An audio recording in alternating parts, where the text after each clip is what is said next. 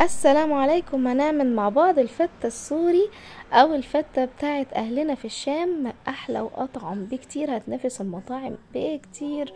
حلوة ولذيذة جدا جدا ونظيفة، وعاملينها في البيت ومضمونة وحلوة جدا جدا. تابعوا معايا الفيديو.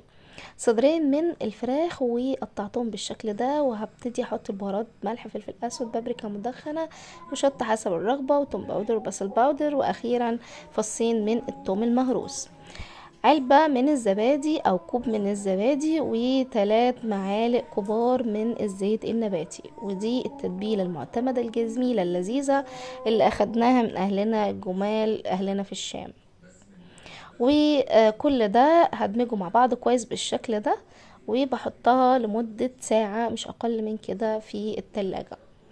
زيت وسمنة، وهبتدي اجهز الرز بتاعي الجميل اللي هو ورق لوري ولومي و2 قرنفل و2 حبهان وقرفة وجنزبيل و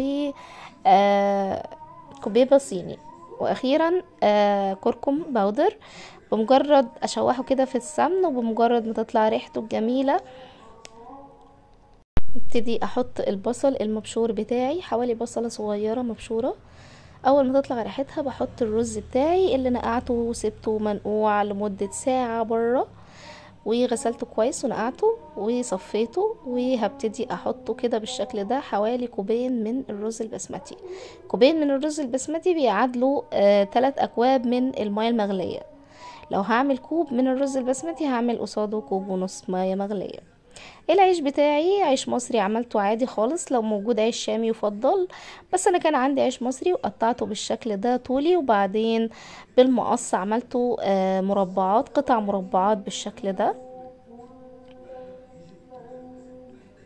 بالظبط كده. خلصت كل الكمية، وهبتدي ادهن الصينية بالصاجة بتاعتي بالزيت كويس، واحط كمية العيش بتاعي وابهره بملح وزيت.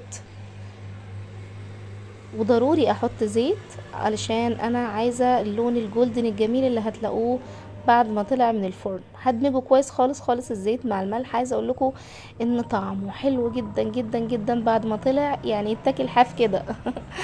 احلى قرمشه وجميل ولونه جولدن كده ورائع، هو ده المطلوب. في طاسه على النار بحط معلقتين من الزبده، وبحط الفراخ بتاعتي بعد ما سبتها منقوعه في التلاجة لمده ساعه.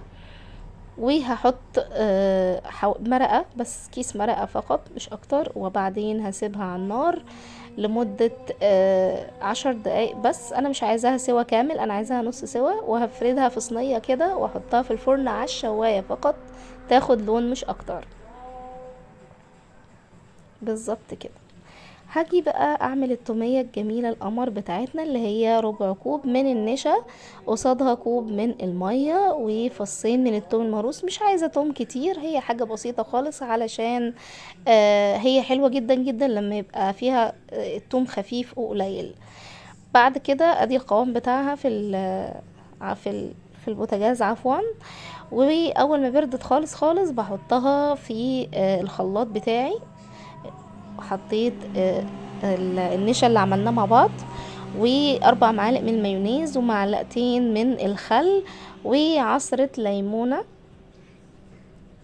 وملح، واخيرا عسل ابيض، حوالي معلقة كبيرة من العسل الابيض.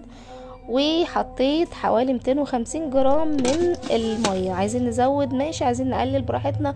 القوام ده بتتحكمي فيه انتي براحتك. الخطوة دي اختيارية، سمن بلدي عليها مكسراتك بقى، كاجو، زبيب، عندك فول سوداني، اي نوع مكسرات تحبيه. والفقرة اللي انا بحبها وبموت فيها وبعشقها وبيقعدوا الولاد يجروا عليا اول ما اعملها، اللي هي الفقرة النهائية، هنحط طبعا العيش والرز، واخيرا الفراخ والمكسرات. بصوا المايونيز شرف اهو. انا عملته صوص خفيف، انا بحب المايونيز خفيف كده مش تقيل زي بتاع المطاعم، بحبه خفيف وجوسي، وتحسوا كأنه حاطين صوص كده جوه قلب الفتة.